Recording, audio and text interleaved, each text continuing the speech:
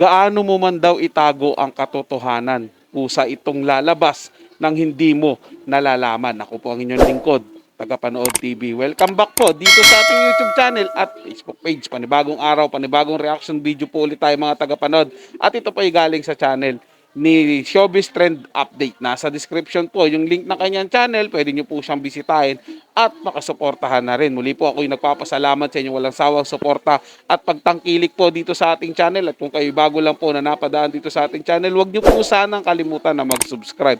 Hit nyo na rin po yung notification bell para lagi po kayong updated sa mga bago pang video nating ilalabas. So simulan na po natin ang ating reaction video sa araw na ito mga tagapanood. Let's do this! Welcome back sa aking channel. Joanna Bacosa na nakarelasyon at naanakan noon ni Manny Pacquiao, muling lumantad sa publiko at isiniwalat nito kung ano talaga ang totoong pagkatao ni Manny. Panoorin at pakinggan ang buong detalye.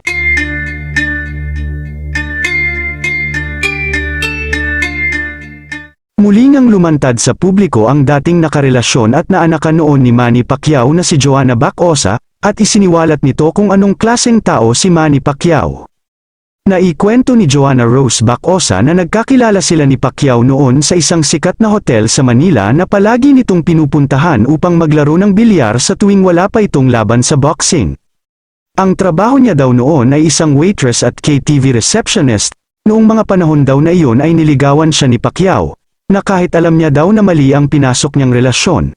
Dahil kahit alam niya daw na may asawa na si Manny ay itinuloy niya pa rin ito, na hanggang sa magbunga na nga ng isang supling na si Eman o sa tunay na pangalan ay si Emmanuel Pacquiao.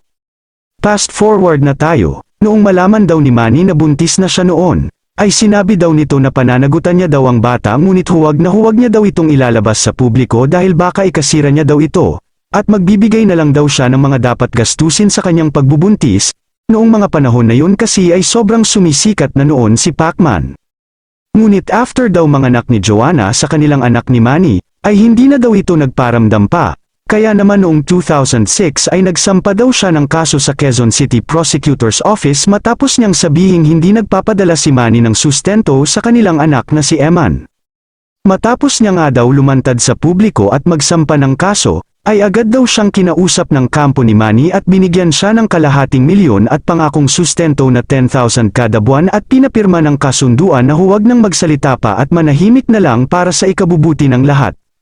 Matapos daw ang mga pangyayari, ay humanga daw siya kay Manny, dahil kahit todo deny daw ito sa kanilang anak noon ay hindi niya kinalimutan ang responsibilidad bilang ama sa kanyang anak dahil sinuportahan daw nito financially ang kanilang anak. Kung tutuusin po talaga mga tagapanood, mabait naman po talaga si Sir Manny Pacquiao. Siyempre hindi niya naman po siguro gagawin, 'di ba? Kita niyo naman po, hindi niya naman po ginawang abandonahin talaga yung anak. So yung time na yon, dahil sobrang sikat na po siya, siyempre masisira nga naman po yung kasikatan niya, lalong-lalo na yung pagtakbo niya sa politika. Pag nalaman po may anak siya sa labas, ganoon naman po tayo, 'di ba? At kapag merong anak sa labas, pingin na natin, masama ng tao. Pero hindi po natin alam, wala naman dun sa, ano yan yung pagkakaroon ng anak ni Sir Manny sa labas eh. Ito po'y nasa sarili niyang pagkatao, kung gaano siya kabuting tao at pinapakita niya sa sambayan ng Pilipino kung gaano siya kabuti, na sa kabila ng lahat na maraming hindi naniniwala sa kanya, itinutuloy niya rin po ang pagtulong po sa mga kapwa niya. Hindi pa po siya politiko mga tagapanood, nung nagbo-boxing pa lang talaga tumutulong na po siya. So nagkataon lang po talaga, yung pangarap niya po talaga ay makapasok sa politika. Kaya po ganun siguro ang ginawa niya na itinago niya muna ng matagal-tagal yung sa anak niya at hindi niya po inamin. Pero ngayon po siguro mga tagapanood, wala na pong mawawala sa kanya kung aminin niya man po sa publiko niya ito'y tunay na anak. Tapos na po siguro yung pagtatago ngayon. At talagang aaminin niya na nagkasala siya dati. So, sa panahon ngayon mga tagapanood, lalo kung sikat ka, nasa showbiz ka at kilala kang tao, okay na po yan. Ba, marami naman pong iba dyan na maraming anak sa labas, marami, kahit babae nga po, maraming anak sa iba't ibang lalaki. Pero, at the end of the day, wala na rin po yan, hindi na rin po mahalaga yan eh.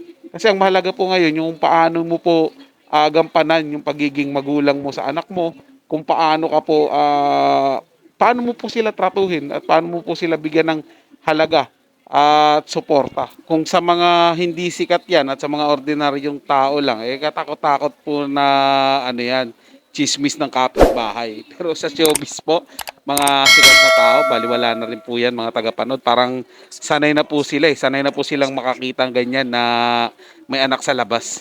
Humingi na rin daw siya ng kapatawaran kay Jinky, at pinatawad naman siya nito. Alam din daw ni Jinky na sinusuportahan ni Manny ang anak nila na si Eman, at hindi naman daw yun kinontra ni Jinky, bagkus ay naawa pa nga ito sa bata at sinabihan pa si Manny na suportahan ito, dahil walang kasalanan ng bata. Sinabi rin ni Jinky na mabait na bata si Eman at hindi matako sa atensyon. Nagpasalamat din siya kay Manny dahil tinulungan nito ang kanyang anak na tuparin ang pangarap na maging isang professional boxer. Sa ngayon ay nasa pangangalaga ng Manny Promotion si Eman, at kasalukuyang si Buboy Fernandez na kaibigan ni Manny ang umaalalay at nagtitraining sa kanya upang mas lalo pang mahasa sa pagboboxing.